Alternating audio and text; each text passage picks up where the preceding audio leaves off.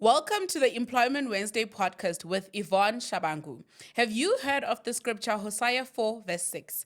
My people perish because of the lack of knowledge. The same applies to your career. When you don't know what to do, when to do it, and how to do it, you are likely to make wrong career choices. But worry not. Employment Wednesdays is here for you to offer you all the answers relating to your career and offer you strategies to develop your career. Enjoy. Hello, everyone. Welcome to another episode of Law Without Borders. And today I'm seated with, I won't say one of your fave, because she's my fave. I'm seated with my fave, and I'm seated with the friend of the show, Employment Wednesdays. But today we're here in conversation for Law Without Borders. I'm seated with Tendani Mutshembele, ne? Yes. Shocking, you can't pronounce my surname to date. Mutshembele. Yes, Mutshembele, yes. I'm seated with Tendani Mutshembele, an LLB graduate from the University of Limpopo, and she also holds a diploma in labor laws, a postgraduate diploma in labor laws from the University of Johannesburg. And we're back again. University of Johannesburg needs to sponsor this podcast because every day it's them. And she's currently employed in the motor fuel and gas industry as an industrial and employee relations advisor, right? Correct. Yes. And she's got experience in the insurance law industry and other things. So today we're going to have a conversation regarding her career. Welcome, Tendani. Thank you so much, Yvonne. That introduction was very beautiful. Thank you. Yes, it's good to have you. Oh, yes, she is a mom to a beautiful boy. Yes. Definitely, I am. Yes. I've got my hands full. Yes, she's got her hands full. She's a sister, she's a friend, and all the other things that you can think of. So we're going to start with the icebreaker questions. Oh my gosh. Okay. Yeah, nothing intense. So the first one would be, if you were a drink, what drink would you be and why? I would be champagne. Okay. Brut. Okay. I'm an acquired taste. Oh. You have to drink it. You have to drink it. You have to get to feel it. Mm-hmm. Then we become friends. So with champagne, with Brut, it's not everybody's thing. It's not everybody's glass of preference. Okay. So I am that. You have Okay. to get to know me first. Okay. Then you will dip in, love me. Okay. Just like champagne. Love that. And if you were a car, which car would you be? And I why? would be a Lamborghini Urus, baby. I'm not sure if that's how they pronounce it, but yeah, the Urus, the big Lambo. Why that? It's fast. It's beautiful. I'm beautiful. I'm fast paced because I know I'm going. So I am a Lambo, definitely. Okay. Love that. And then if you had, dance or sing, would you dance or sing?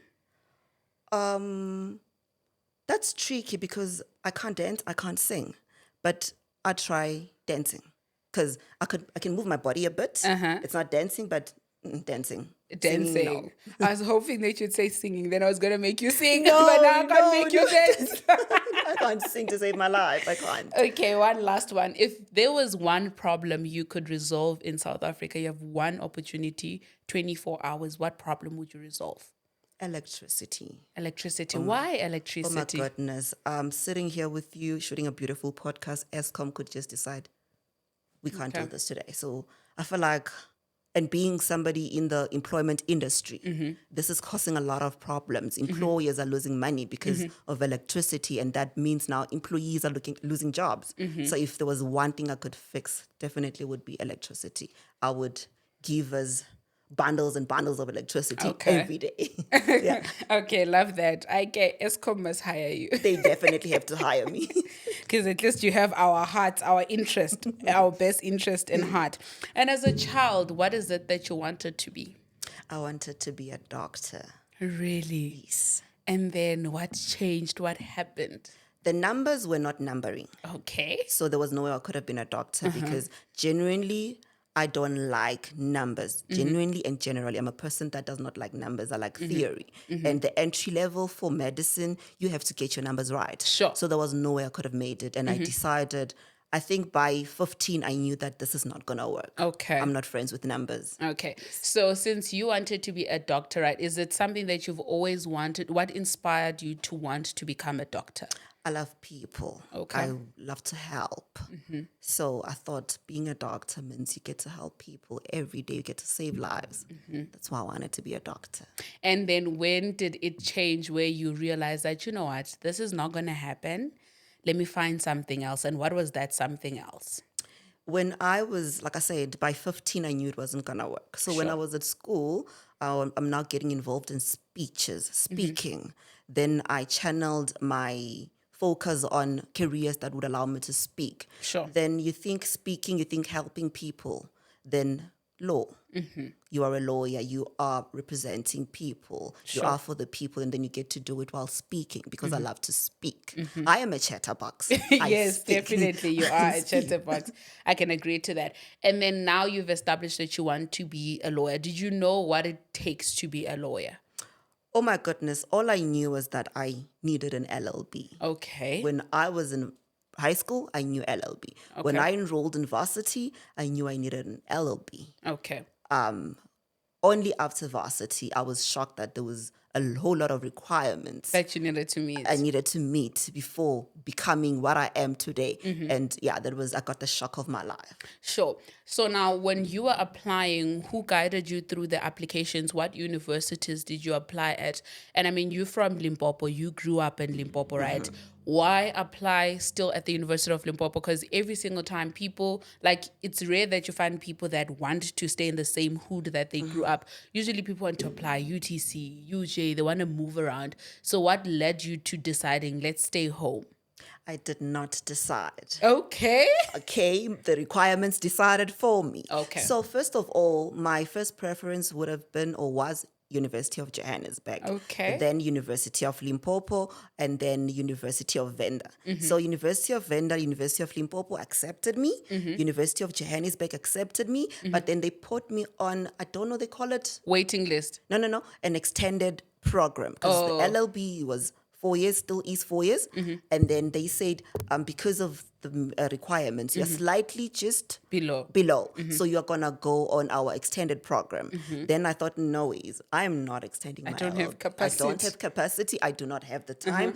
I'm going to get this thing done in 4 years. Okay. Then I picked University of Limpopo because then I'm from Venda. I don't want to be at home.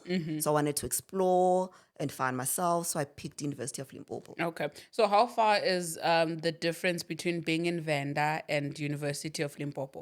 Polokwane, it's around 2 hours max. Okay. Yes. All right. So you were able to completely move away from home. Entirely, I lived at school entirely, only went home on holidays and some weekends if necessary. Okay. So now when you applied for your LLB, did you have an alternative? What was your second option? I did not have a second option. Wow. So your mind was made up to say it's law or nothing. Yes, I actually fought with my parents because they're like, it's not possible. You have to tick. I did not tick anything. I did not tick. I only had LLB first option. There were no other options. I did not have options. So you believed in the dream. I did believe in the dream. I am a plan A and nothing else type of girl. You don't do alternatives. I don't do alternatives. I serve a God that doesn't do alternatives. So Love I go that. for plan A and stick with plan A. Love that. It's such a rare thing because, just to touch on the fact that you say you're a person that believes in a God who does A or nothing. Many times we say we have faith, we believe that things are going to work out, but oftenly we want to have an alternative.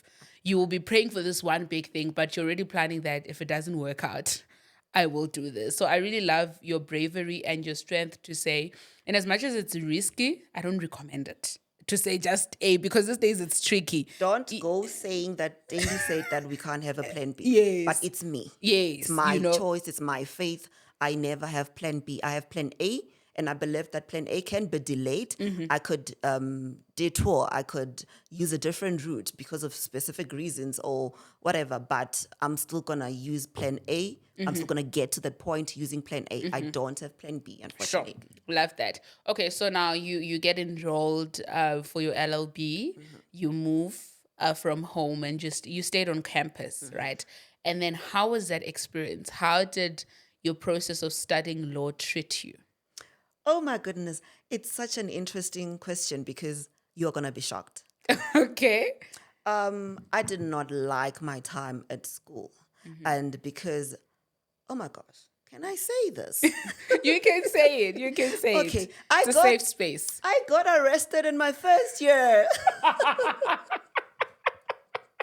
I spent a night in a holding cell. Wait, what happened? It was my first year. If you know University of Limpopo, back in the day, Sure. they were famous for strikes. So I was caught in a fire. I was in first year. I am sitting in my room with my friends in my pajamas. There is a strike outside. So what happens when the older cadres, when they strike, they go recruit the younger ones, right? The first years. So they're in my race. They are recruiting and they're toy-toying there, and then the police come. And then they just start raiding rooms. I was in my pajamas. I wasn't striking. And then boom, I'm in a van. The next thing, I'm in a cell. What? That is so wild. What an experience. What an experience. I sued the minister Really? of correctional services. I got my money for wrongful arrest. Serious? I want to know more. So How much did you get? I don't remember because our attorney actually ran off with our money because he did one payment. Oh gosh. Oh, no, wait.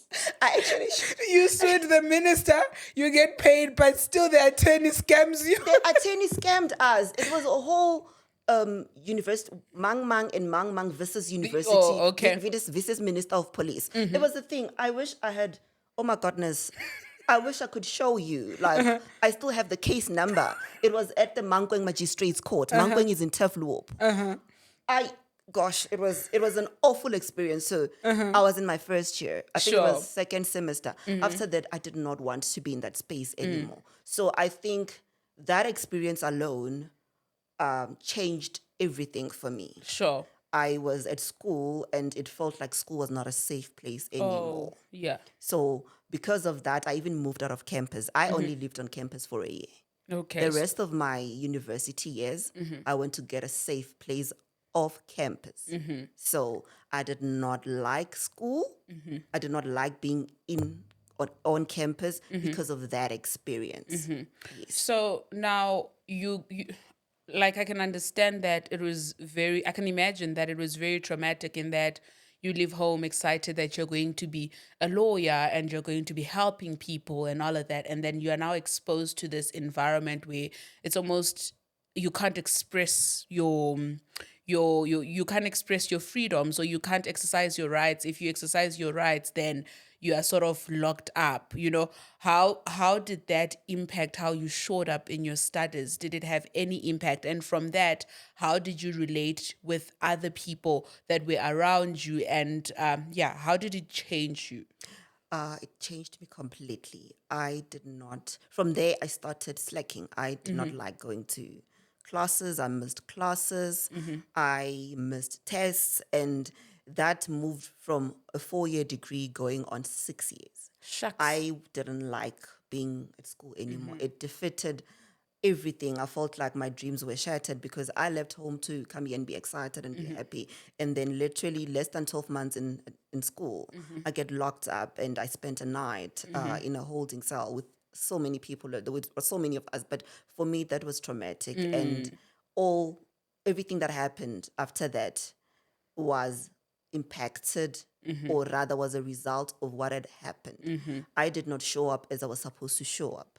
I could say I was an average student at school, but I went below average. I went to failing a whole lot of my modules.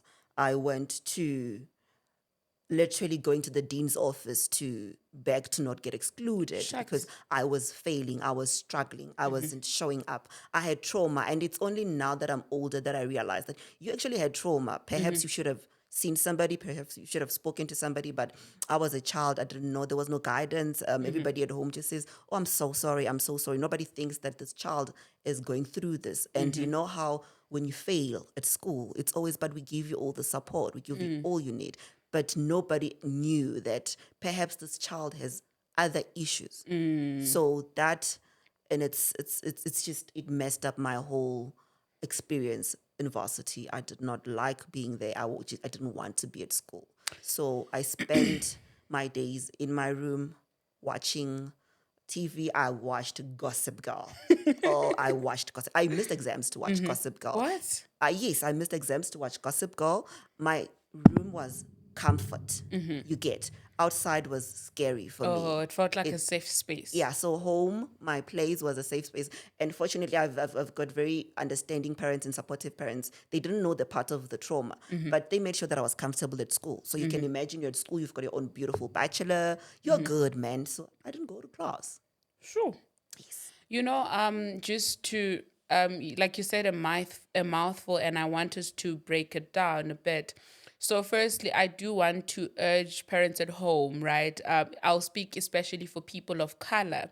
Many times there's this misnomer that because you've paid your child's school fees, you've given them food, you've given them basics, then you think that's support. And yes, that's support, but I think in a world where there's so many vouchers, there's so many issues that happen around, it's always important that you give your children emotional support. Sometimes if you don't have capacity, have maybe other relatives, check them in, or if you're a person that believes in therapy, life coaching, and all of those things, but have things in place that are able to support your child's journey. Because you can imagine how many years it took. You probably sit with Tendani. Tendani is a very intelligent person, right?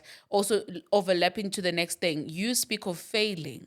As far as I know you, there's nothing that speaks failure because you're really intelligent. But now it's almost as if you couldn't articulate your intelligence on paper because now there are these factors that you're battling with. It's like, I know what I know, but I'm not going to do it anyway because it's like, it's the same. It's not like anyone is going to value this opinion. Or even if I value it, my dreams can easily be shattered. I can easily be thrown into a cell again. So I really think it's important to parents at home that you are fully involved in your children's lives, academic lives, and also it also helps them navigate life better because if you are not there for them, they almost deal with situations according to what the world tells them, and the world can be misleading because we live in a time where there's so much on social media. So I can go on social media and be like, how to be happy. If I'm not taught at home how I can be happy, I will run with what I'm seeing on social media. So it's important that we actively present. So now there's this factor, you are intelligent, but you're failing.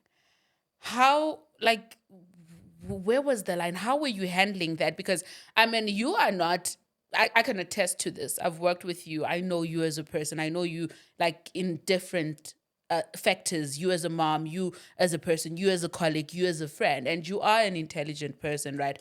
But now you're failing. Was it deliberate? Was it, I don't care anymore? What was going on with you? Because I can guarantee you knew the answers.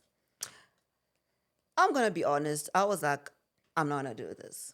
I'm not Okay. going to do this because number one, first of all, when you start school, you have an idea, just a bit of an idea of what's going to happen in your degree. You want to be a lawyer.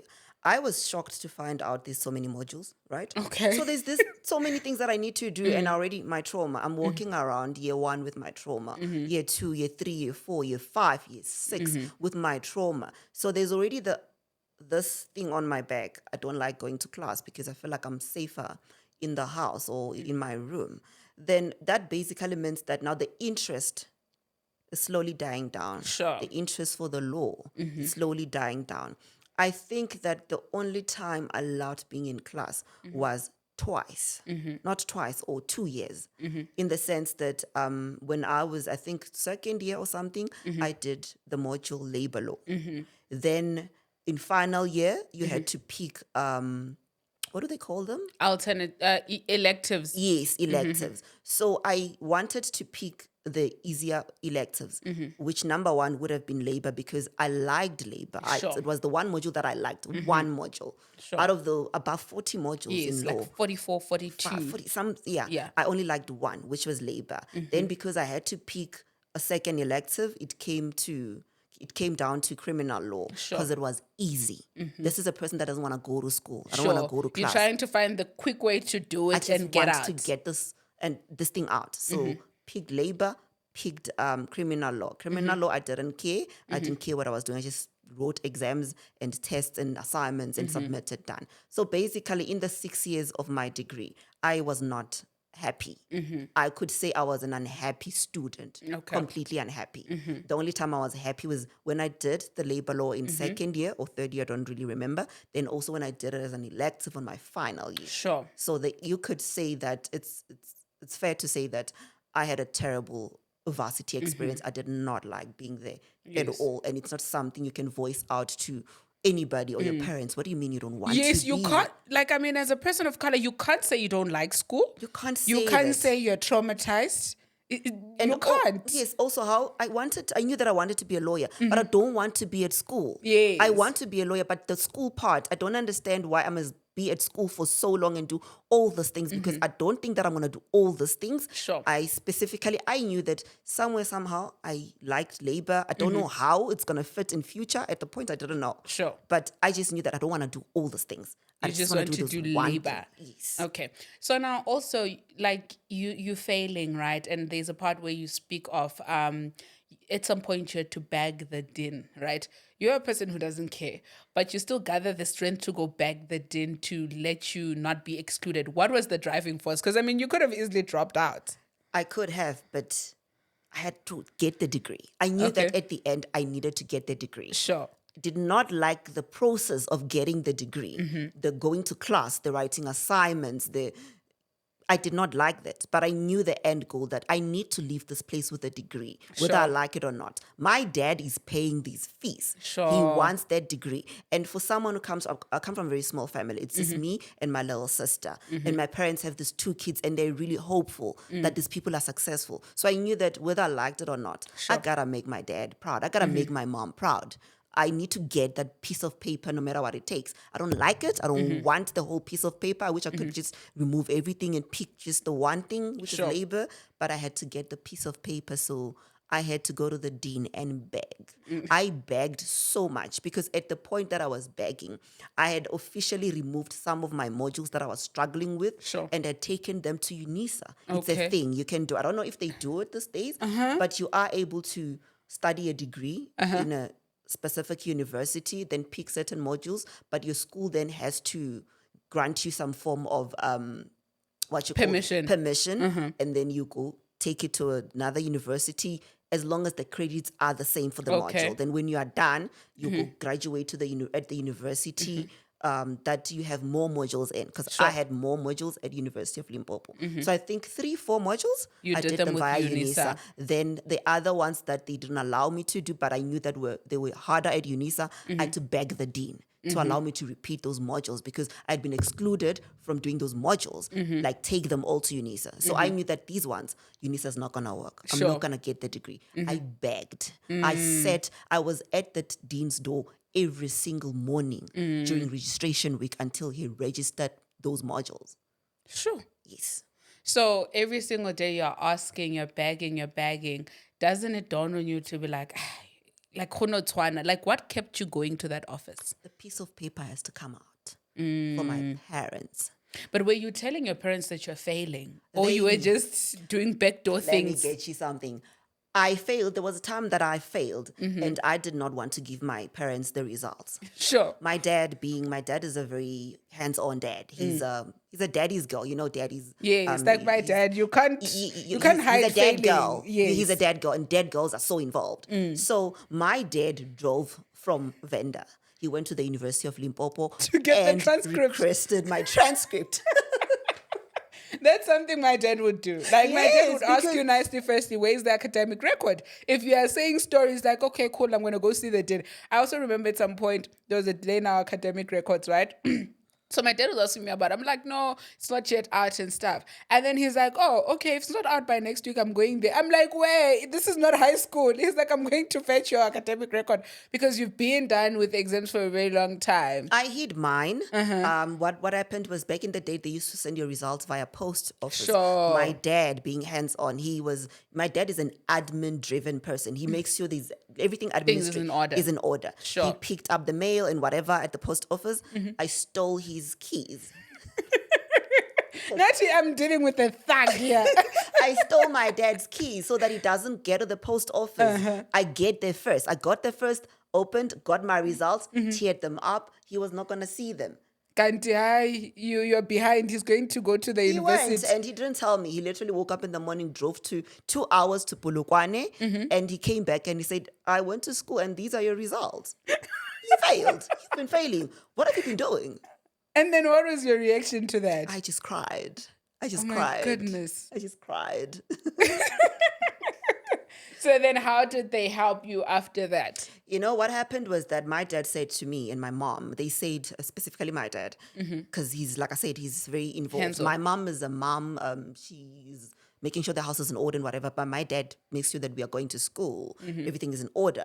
So then my dad sat me down. He said, do you want to go to school? Because this doesn't look like you want to go to school. Sure. Fail. It was bad. It was bad. I remember at the time, I actually left exams to go to a hockey tournament in Cape Town. What?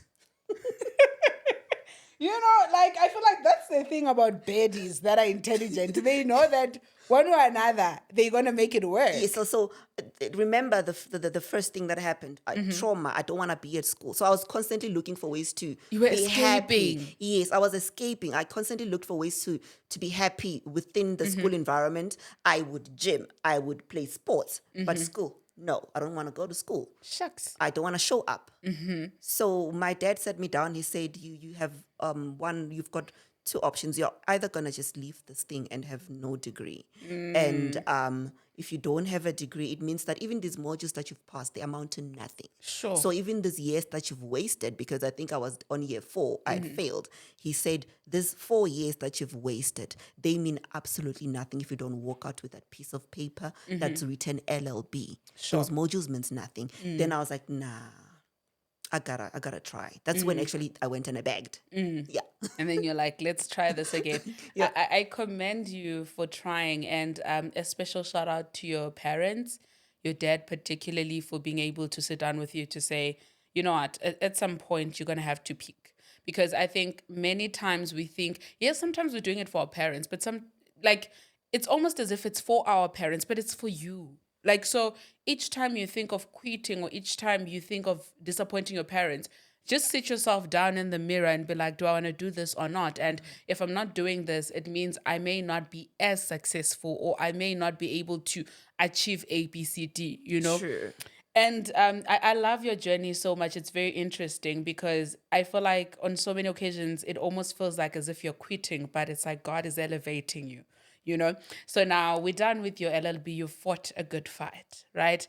And then you serve your articles, which is something that I forgot to mention in the bio, is that you served your articles, but finished serving your articles, started writing board exams. You wrote 3, ne? Yes. You passed 3 or you passed 2?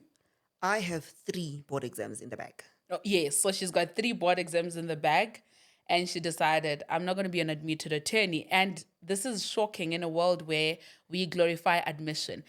Many people may look at her and think, you were just close. It's just one exam. You can just get tutoring. I was one of those. I was actually very upset when she said, I remember with her final last try or registration of her board exams. She said, oh no, I'm just going to go out for lunch. I'm going to go brunching. And I was like, are you crazy? Why are you not studying? We can tutor you with our other friend. I'm like, we can tutor you. We can do something. It's like, no, guys, I'm not writing. I'm just going to watch my sister study. And it was wild. So yeah, man, I think your journey is really inspiring. And as we go into the conversation, people get to like feel and experience that, you know what, sometimes it really looks dark, but actually there is light at the end of the tunnel. Ne? So now you have finished studying your LLB. What you've done your articles in a few words. What was your experience of your articles like? It was mumble, jumble. It was just a mess because I didn't know what I was doing. Sure. I commend my first principal because he trusted me. He just said, you know what, do this. He trained me. He trained me very well. He let me basically run his family law department. I was running that family law department. I knew all the divorce cases. I was making sure everything was running smoothly. And here I am thinking perhaps maybe this is going to work out. I mean, at school it wasn't working out so much. And can I tell you how I got these articles? Oh my goodness. I feel like every part of my life is so dramatic. I was at home. I have a child, right? I've got a child. He's 8 today. I had my child when I was still at school because I failed. Remember, I Sure. failed. So there was a point where, oh my goodness, my life is so dramatic. I actually come again. I went to law school, PLT. Yes. I did PLT. I did not finish it. Wow, you dropped it. I dropped What it. was the issue? I still didn't like school. Okay. PLT was a lot of school. You are an admitted attorney and you know PLT is a lot of school. I Yes. didn't like PLT. It was a lot of school, so I quit. I did not finish. I think 2 modules left. It's a tendency. And you know what, Ne? I think God loves you. When we talk about God's favorite kids, we talk about you because I almost feel like as though as you always stop when you're close. Like it's like you're on the finish line. You are just there and you're just like, and some of us when we do that, God is like, not to corner, sit there. But I feel like every single time you get to do that, you get another opportunity that is almost bigger than you or bigger than the former. Yeah, so now you were narrating the whole thing of you getting articles. Yeah. So I got articles because this is how I got them. There was not a lot of firms that were hiring at the time. My best friend was she had just completed her articles. She had just gotten admitted, right? And then I knew that now she was looking to move to a bigger firm. So because she's my best friend, I used to like going to see her. I wasn't working at the time. I would once in a while drive to Polokwane, go see my friend. I'd go pass by the law firm, greet the boss, and then leave. So the boss is getting to know me. They know that this is amongst friend. They come. So one time I went to see her. It was in Jan. Actually, I didn't go to see her. I ran away from home. I told my parents that I was going to fix my things because I needed to graduate. Sure. Mind you, I had not graduated. I was done. I had not graduated. So with the UNISA, the turf thing, the University of Limpopo thing, there was a lot of admin that needed to go in before I graduated. Yes. So I told my parents that I was going to go get it fixed, but I lied because I knew that after getting it fixed, I was going to look for a job in Polokwane. At the time, I got a job offer articles in Venda. I was like, nah, I'm not You're doing not going this. to Venda. I'm not living in Venda. I'm not staying at a home. I'm not going to be some baby mama living in Venda. I'm not doing that. Yeah. So I get to my friend's boss's office the other day. I'm like, hey, how are you? How are you doing? Oh, how's it going? I'm like, can I have a job? You just asked for it. I'm like, he's like, what do you mean? I'm like, can I have a job? Sure. And then he's like, I don't have anything for you. Your friend is still here. But I knew that my friend was planning on leaving. And she didn't have something, but I had faith that she's so good, she's going to get out of here. Yeah. Because she wants to leave. Sure. So I'm like, give me a job. And he's like, no, I can't. I'm like, okay. But I left, I went home, I woke up the next day, I wore formal and I went to the office. And I sat with my friend in her office and I did the work. And then I think 2 days later, he called me to the office and he's like, okay, so I don't have money. This is how much I can pay. I'm like, it's okay. Sure. And how much was that? I think it was 3,500 rands at the time. I called home and I said, I got a job. Love that. You know, I always tell people that they really need to be creative, right? In trying to find jobs. And not to say walk into people's offices dressed in formal, read the room. Please don't do that. Don't walk into Weber Wenzel. Don't go to Adam and Adams and go sit there. Please don't do that. I did that because I felt like I was getting familiar with this man. So I was getting familiar with this man because I kept going to the office to see my friend and I would greet him. Then I was like, no, what? I'm going to go work. But please don't do it. Yes. You can do it. Read the room. Like, just check what's going on, then you'll be able to do certain things, because I've realized that sometimes jobs don't come to you. You can create a job. I always believe that a position can be created for you, especially if you show some willingness that you want to learn, you have capacity. And when you think about it, the fact that you're okay with being paid 3.5, yes, it was a while ago, because now, they still candidate attorneys getting paid 3.5. And for the fact that you were willing, you have a child, but you're still willing to say, I'll take this 3.5. It is what it is, So then after you get your articles, and then now you start working, and then why did you end up seeding your articles? What went wrong or what went right? I was like, nah, Polokwane is too small for me. Okay. Now I'm serving. I'm figuring things out. That one thing that I liked, the labor thing, it came in a few times. We didn't have a lot of labor cases, but when they did, I noticed how excited I was. When the conciliations came, when you'd had to do research, I noticed how excited I got. Then I was like, okay, what do we do with this labor thing? And at that point, I knew that actually one more thing that I don't like, apart from school, was going to court. So there's a buildup of things that I don't like. Sure. But where are the things that I liked, right? So now I'm starting to open myself to different things because I want to find out what I liked. Sure. I knew that I liked family law, but I also knew that I liked labor, but I didn't have much exposure to labor. Sure. So I decided to take a risk. I left. I seeded my articles, and fortunately, I landed in a law firm in Joburg Oh, that okay. specifically dealt with labor. Okay, love that. Then, yeah. Okay, let me let you ask. Yes. And then how was the culture shock? Was it different from living Polokwane? Now you're in a law firm in Joburg. How was that transition? First of all, I was broke. You were broke in the city of gold. I was broke in the city of gold because my parents were like, you want to go to Joburg? And I remember moving here. I think the salary was just 6,000. It was still not a lot Sure. when I moved. This was in 2019 when I moved to Joburg, 6,000, 6.5, somewhere there.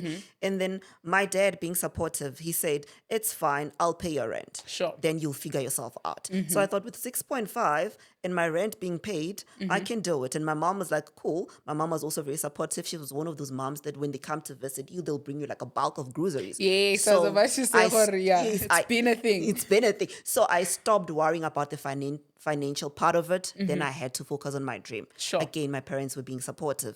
So from 2019, I knew 2019, 2020, I knew that this is the thing, the labor thing. I like it. I'm drawn to it. Then for the first time in my life, I liked studying. As long as it has to do with labor, I will study that book day and night. I Sure. will go to that class. We're back at university. Didn't like that. But now there's labor. I liked it, which is why I ended up going to UJ. Even your face lights up when you Lights talk up when I about. speak about Sure. labor. My face. Then I then went to UJ in 2022. Is that when you registered for your diploma in labor? I registered for my diploma in labor. I did it and I graduated it. I graduated in 2023 and I didn't fail a single module. I love that. Who taught you? Was it Dr. Furi or someone else? Yes, Furi, She's amazing, ne? the one with the small voice. Yes, and then she's a bit slim. Yes, I She love. also She was taught us from good. first year. Yeah, I loved her. She's very good. She's very patient. She's gentle, and yeah. So from that day, I think from when I came to Joburg and did labor to date, I found the love of my life.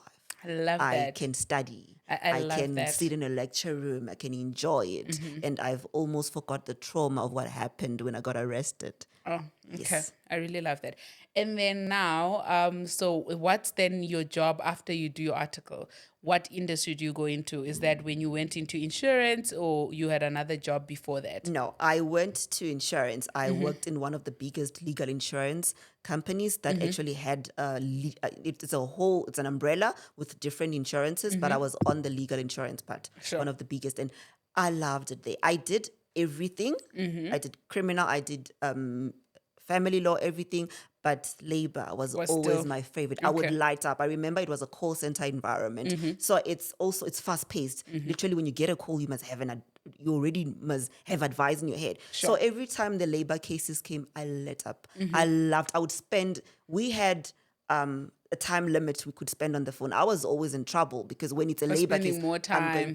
I'm going to go up. Sure. I'm going to speak. Sure. I'm going to code sections. And then I was like, this is my thing. Sure. Then from there, I stopped looking further. I just wanted labor cases.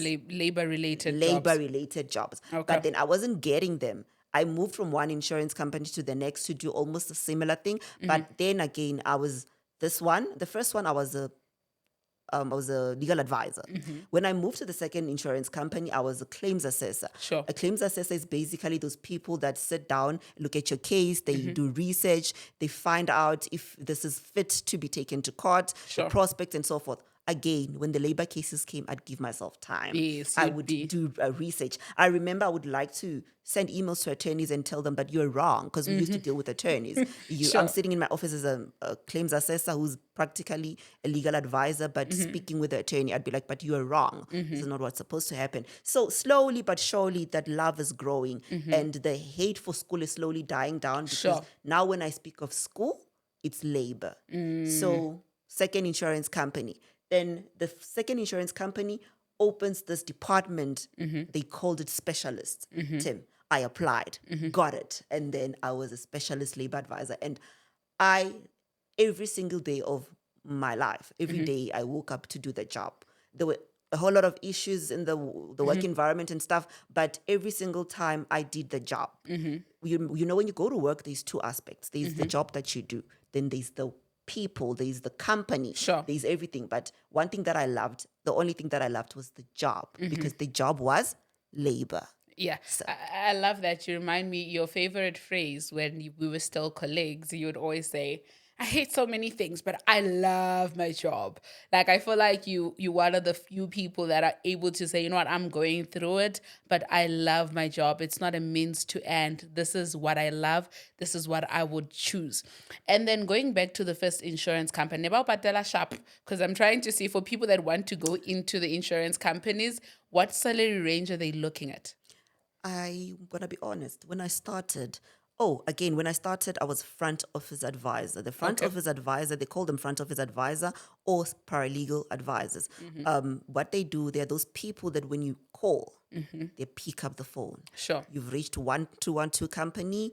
Yes, those are the lawyers you speak with, which everybody has an idea. Everybody outside thinks they're speaking with a hostess or a receptionist. Those guys, Those are real lawyers. Those are real lawyers. They've got law degrees. Some are even admitted attorneys. Some are advocates.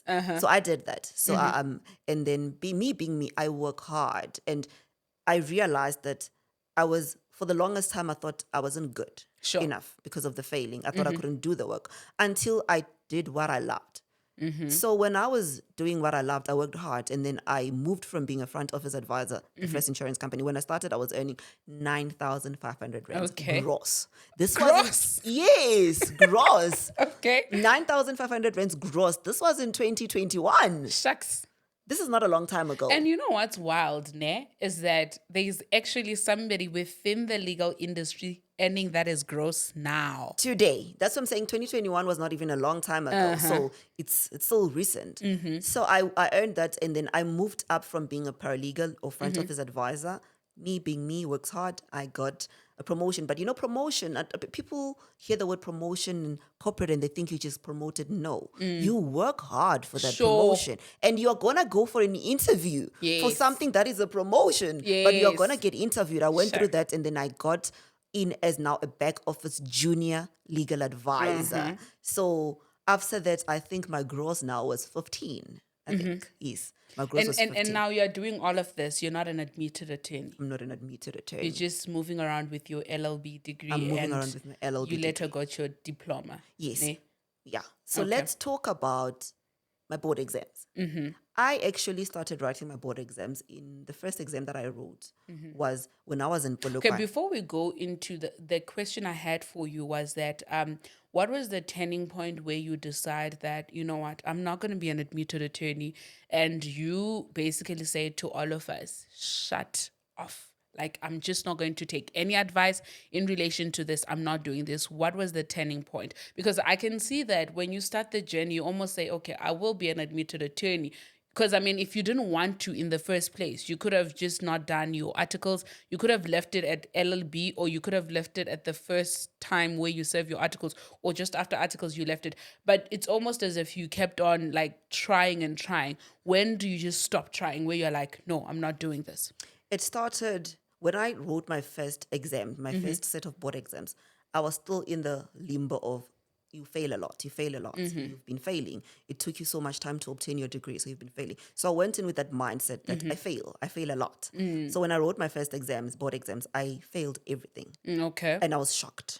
Okay. I know that I didn't get my degree in record time, but how did I fail everything? I was very shocked. Had you registered to write all four at once? All four at once. Oh, and I was That's so where shocked. the danger is. The danger is there. Right, the Ingos is there. Yes. So I registered, and I was very shocked because I failed. And I didn't fail all of them. I failed the two. I got the two as, what do they call them? Oral exams. Oh my gosh, those oral exams were mortifying. And I'd like to, I don't know if this happens to other people, but there is this thing, or I feel like when we do these oral exams, you're sitting with professionals who've been in the game for 20 years, 30 years. There is a feeling of, I want you to fail because I'm sitting here and I know so much, and you're going to ask me a question that you know that there's no way this thing is happening in practice. Yeah. I remember being asked something about PlusCon. I'm not sure if you know the Oh, PlusCon. wasn't it the time it was trending on TV, King PlusCon Eventualist or I something was like no that? when it was trending, I wasn't shocked because I You was had heard asked of that it in question the in orals. 2018. Shucks. I was is it something I know it's event PlusCon. PlusCon rule, and I'm Yes. like, you really want me to fail this thing? Sure. So after that, I started. I genuinely found board exams distasteful. I didn't like them because already I had an idea that these people, these attorneys, they hold themselves so high that they look beneath everybody. I'm just a child trying to get by. You can ask me questions that you know that I know. You know there is no way in my articles my boss mentioned PlusCon events rule. You know there's no way in my entire degree I had this question or Sure. this thing or any scenario, nothing. But you had the audacity to ask me that because you were setting me up for failure. I remember I can say that the person who interviewed me, they didn't want me to make it. They brought all these questions and I'm like, it's okay. They are within the books. We should know them, but you know that I don't know it. Sure. You know, when you say that, it's almost as if we talk about this a lot. And in as much as I know this is how a lot of people perceive it, but I want you to go ahead and study that law degree. You can do something, you can be something, because it's almost as if the profession is being caped. I saw a debate going on LinkedIn. I didn't want to go into it because it's gonna be very emotionally invested, but a lot of people were like, we feel that board exams, because they also had an issue in the previous board exams, that we feel like board exams are almost created to keep the profession where people can't go in anymore. And I can completely relate to say some of these requirements, it's almost, they're too hard. Even if they're not too hard, but it's like, do I really have to do this? Why can't you incorporate everything within a university level? And then I meet all requirements and then we keep it moving, you know? Yes. Because I can imagine how it felt like. And I think in an oral exam, the other thing is when you hear such a word, it's like you completely shocked because you're like, what?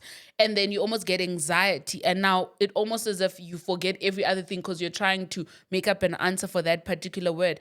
And man, I'm so sorry to everybody at home, people that have been failing board exams. Don't give up, don't give in. But also to people that set up board exams, to people that are in those committees, if you ever come across this video, please set exams in a way that is, I'm not saying make them easy, right? But keep them within syllabus. Keep them within what is being taught in universities, what is being taught in practice, because asking things that are not being taught in practice, it's just almost as useless, right? So yes, when was the turning point of you deciding you're not going to go through the attorney route? So I write these exams and I get that oral, that mortifying oral. And I slowly start thinking, I don't think I want to do this. Sure. Already there is this thing. I'm doing labor now. I'm doing labor. I keep writing my exams. I keep failing. I keep going back. I keep failing. Then I stopped studying. I kept going, but I wasn't studying. Oh. I kept going. Every single year I would register for my board exams, but I would not study. And then you would go to the exam. When I passed my 3 exams, I had not studied. This is the thing about board exams. I don't get it. I don't get it. I put so much effort on the other years and I failed. The one time I'm like, I don't care about this. I'm just going to show up. I passed. I passed the first paper. I passed the second paper. I passed the third paper. And I had 1 paper remaining. Sure. So with that 1 paper, that was the turning point for me to say, okay, this 1 paper is left, but what do you want to do with it, Tendani? Sure. What do you want to do with this paper? I see how excited people are when they get admitted, and it's beautiful. I remember your admission was beautiful. I was excited. I was proud of you. But I said, I would not be that excited if I were to get admitted. Sure. I'm not going to be excited. If I were to, the excitement I got when I obtained my postgrad in labor, I don't think I'd be that excited if I got admitted. Sure. So that's when I'm like, no, I'm not doing this because I don't want to be an attorney. And I get the rules. I get the rules that were set by human beings. But like I said, I'm going to go back to this. I serve a king that breaks protocol. I serve a God that gives me dreams and he says, do this. And I do it. When God commands me to do something, I do it. God commanded Moses to lead the Israelis. Is it the Israelis? The Egyptians, wasn't it? The Egyptians or something. It's the Israelis from Egypt. Yes. And when God led Moses, it didn't give him plan Bs. This is where me coming through with no plan B. Then when I decided I'm done, right? I remember having this conversation with my parents, and I knew that they were going to be very proud if I was an attorney. I said, I don't want to be an attorney. An attorney is a person that goes to court and they practice at court. I see these rules. I see jobs wherein there is absolutely, you have no business being an admitted attorney, but somehow they want you to be an admitted attorney. I see them. I've missed out on opportunities because I'm not an admitted attorney. But I said, I will do it without the admission. So I stopped. Because I said, how am I anxious? Because board exams are very taxing emotionally. Sure. Every day I'm stressed out because of this one module. It's taking so much from myself, from me, from my family, from the time with my child, the emotions, everything. I said, this thing is not going to serve me because I don't even want to be an attorney. You're doing it for the people. I'm doing it's it like... and the society and the standards and you said it in the beginning, it's glorified when you're an attorney, even more than you being an advocate is glorified, which is advocates are doing well, but they're not glorified. Attorneys are glorified. I said, I will break protocol. I will change the rules. And you know what? I did. I am sitting here today with my LLB degree, a postgraduate diploma in labor. I'm currently studying a certificate in human resource. You can see my line. It's labor. It has to do with employee. And I'm sitting here without that piece of paper that shows 4 modules, and that piece of paper cannot define me. It cannot define my journey. Sure. I decided I was done because I said, my testimony, because I'm a child of God, I'm a Christian. My testimony is not going to come from me explaining to people how hard it was for me to get here, and today I'm an admitted attorney. My testimony is going to come from me saying that I did all these things. I failed. I failed at school. I failed board exams. I stopped writing board exams. I changed jobs. I moved from one, what do you call this? Law firm to the other. I ceded. Then one insurance to the other. People have beautiful CVs where they've worked for one company for 10 years. No, I've worked for these companies. I've got a line of companies that I've worked for, and people don't like it. Apparently, it's not a good look because why are you always leaving? But I know what I want. And when it's not given to me, I keep going to find it. So, board exams, done, stopped, focused on labor. And I can guarantee you, even if somebody said they were going to give me that board exam for free, I will still decline it. I don't want it. Sure. I don't need it. It does not define me. It does not define my journey. I am today an industrial and employees relations advisor. Without without the admission. I'm not admitted. I've got the LLB. The LLB covers what I do. The postgraduate of the diploma in labor, it covers what I do. So I'm not going to do it. I still stand today to say, I'm not going to do it. I'm not going to go back and finish that exam. It is beautiful for people that want to be attorneys. But my testimony comes from, I'm not an attorney, but I am doing what I want to do. I'm doing what I love to do. And I do know that there is roles that my role, my position, I've seen roles where they said, you must be an admitted attorney. I don't see why. You can do the job without the admission. Sure. You don't need to, because employee relations advisors are not going to court. We still need to, at the end of the day, if a matter needs to go to a labor court, we still need to appoint you as attorneys. Sure. Why am I required to have this thing that I will never use? Yes. Look at it this way. If you're going to look at my CV, she practiced. She went through the articles route. She has the experience of practice. Why must that small piece of paper with 4 be the modules, stamp of approval? Why must it be the pinnacle? Sure. Why must it be the pinnacle of my career, of my capabilities, of my abilities? No, I wanted to break that, and I broke it. And I'll stand today and say, I don't want to be an attorney. I won't be an attorney. Okay. Yes. No, I love that. I really love your journey. It's very inspiring. I wish we had more time to go into it, but I love that you touched on the fact that being industrial and employee relations advisor does not require you to have admission. You just need to have your LLB, and then you just need to have some experience in labor, right? And then you're good to go. You don't have to be an admitted attorney. So if you're a person at home, you just finished your LLB degree, you don't know what to do, you're thinking, oh my God, I need to be an admitted attorney. You don't have to be an admitted attorney, especially if it's not something that you're passionate about. Find something that you're called to, because law is very versatile. Like being an employee relations advisor, it's something that has to do with labor. So if maybe you can do a diploma, but also you don't have to do a diploma. Just get experience, apply in insurance companies. I know our company and the other former company you worked for, I know they usually don't require people to be admitted attorneys. You can just be a legal counsel or legal advisor in labor, and then eventually move up to employee relations, as she's doing. And then also, before we close, Baupatela Sharp as an employee relations advisor. Bampatela Sharp, they really pay me well. Okay. They don't, obviously, I'm starting. This is my first job as an employee relations advisor. Okay. I've been a labor advisor. I've been doing labor, but the role, the name, the title, yes. the title, the blueprint, it's my first. Okay. So, but they do pay me. It's worth it. It's worth it. Okay, range, what are we looking at? Between what to what? You are looking at between 20 and 35. 20,000 to 35 for a junior. Yes, for someone that's Starting out. Yeah, for most companies, you're looking at, they'll offer you anything between 20 to 35, or rather 25 to 35. Let's put it there. Okay. But I don't think there's a 20. Maybe 25 to 35. Yes. Okay. Which is way lower than the previous Articles. jobs. Yes, and and the previous jobs. Yes. Okay. And one thing, guys, I'm not telling you how much I earn. I'm just giving you a range. Yes, it's a range. I don't want somebody to say, oh, Abamu Pateli Sharp. Oh, okay, why did she buy this bag? Where did she get the money? No. Okay, I really it's just a love that. Thank you so much for sharing that. People at home, salary ranges between 20 to 30,000 Rand. And we've come to the end of our episode. Yeah, it's something else. So in closing, what is the season of your life? Please don't stretch it, just in a sentence. What is the season of your life called? I think this is autumn. I'm going to put it in seasons. As seasons are. It's autumn. In autumn, there is a bit of cold. There's a bit of sun. So I'm at a point in my life where I'm gradually gravitating to exactly what I want.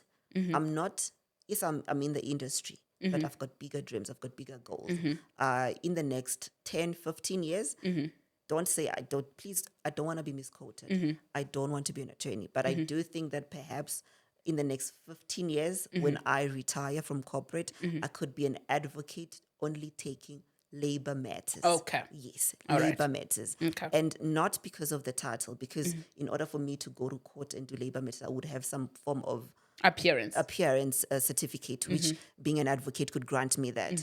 But right now, I am slowly gravitating to those dreams, those goals, and also just shredding off the old skin of the past, the failures, the attempts, the confusion. There was a point where I didn't think I was capable. And in the past 2-3 years, I have found out how capable I am through my work ethic, through the results I give in my work. So the season is gravitating to exactly what you want and shedding off the skin of the old, unlearning. Sure. I'm unlearning and then also learning. So that is the season. It's like autumn.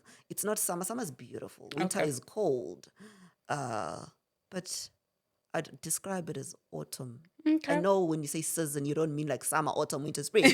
But No, yes, but I get the concept. I wanted the concept. I want you to understand. I want everybody to understand that I'm now gravitating to what I want. But it's also important that when you gravitate to what you want or what you are going for, you also shed off the past, the old, the pain, the failure, and you focus on what do I do now? What am I now? So that's where I am. All right. Okay. Thank you so much for honoring this invite. To everybody at home, thank you so much for watching. I hope you learned something. Happy Employment Wednesdays. Always remember you are not alone.